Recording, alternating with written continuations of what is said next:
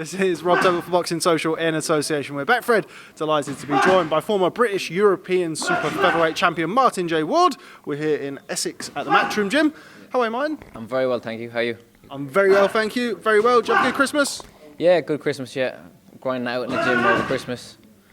Now, you've got a date, February the 8th, so that's why you've been in gym over Christmas. Yes. As I understand it, you don't have an opponent yet, but how good is it to be back in the ring February the 8th in Sheffield? Yeah, I can't wait. I'm really excited.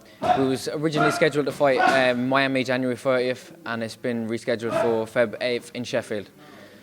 Just sorting out the opponent at the minute. Should be a good fight.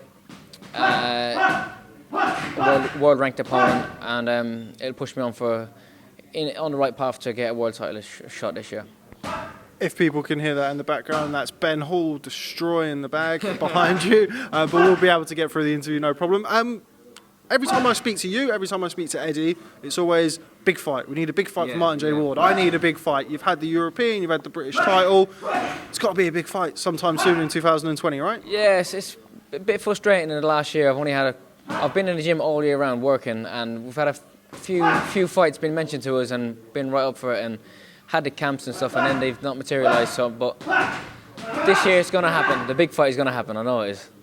What's that like for you? You have to stay in the gym, and you maybe not getting the opportunities that you want. What's that like for a fighter? I'm sure there's some days it's a little bit difficult or more difficult than others. Yeah, of course it can be frustrating, but I've just got to be professional about it. And in the meantime, I'm working on the Tony the whole time, and I believe I've come on a lot better in the last 12 months. I know I ain't had no proper fights to show it, but I'll be showing it in these next couple of fights. There'll be a lot better version of me coming out, and a more exciting fighter.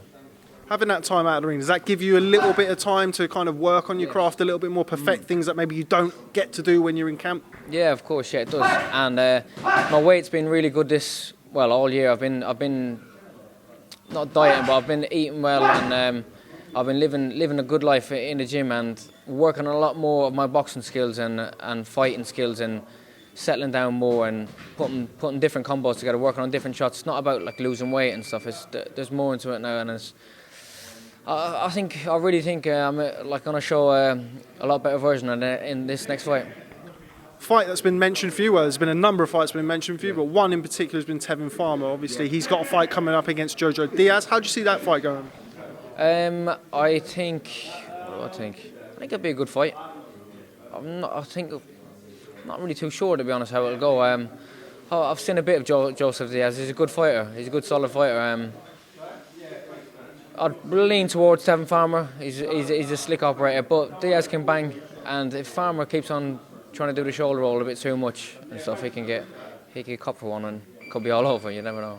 Having a world champion like Tevin Farmer, who, while he's based in America, has fought a lot of British fighters, how beneficial is that for you when you're looking at him fight? Your James Tennyson's obviously you've shared the ring with, and people who you know and you can kind of compare to. That must be very beneficial for you. It can be, but I'm on my own path, and I definitely wouldn't be. I'm not looking up to Tevin Farmer. I want to take his belt. I'd love the chance of getting that fight. If not one of the other champions, but I'll be world champion this year. Who do you rate currently as the best super featherweight in the world, apart from yourself? I like that. I always have to slip that in there for fighters. The best super featherweight at the minute. Who would be the best super featherweight?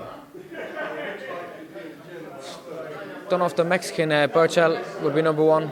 I'd probably rank him as number one. He's big for the weight. He's big. He's heavy-handed, very hard hitter, and so he's a Mexican. He's a tough guy, isn't he? I'd probably put him as number one at the minute.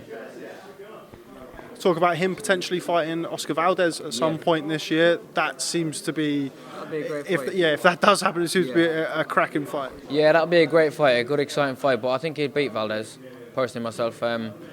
Valdez is a really exciting fighter. He's a great world champion. But I think that Burchell might be a bit too big. A bit too rough and ready. Valdez is a great fighter though, but it's on a night with them top world champions. Considering the last 12 months that you've had, what one name, if you could have any name this year, who would you fight? Would it just be anyone with a belt, or is there a specific fight that you'd like? A world champion. I want to fight one of the world champions. If it's if it's Golden Boys World Champ Rennie Alvarado or Tevin Farmer, I'd love to fight one of them there. I know they're possibilities that can happen. They're like under the same sort of brand and stuff with the zone and that. So there's possibilities there, but I'd definitely love to get in with one of them. Or listen, I'd love a fight with any of the world champions in my way. I'm a 130-pound fighter, and I want to be mixing it with the best. So any one of them. Before I let you go, just grab your opinion on a couple of fights. Saunders and Canelo-Alvarez seem to be on the verge, potentially, of announcing a fight for May. I know you know Billy Joe. Yeah. How do you see that fight going? That'd be a great fight if it comes off. I'd be pumped to be watching that fight.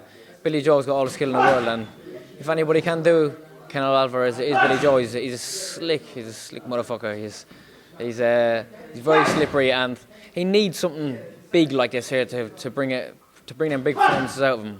Like anytime he's been stepped up against good opposition, he's pulled out a good performance. So I think he needs something like this here, Billy Joe.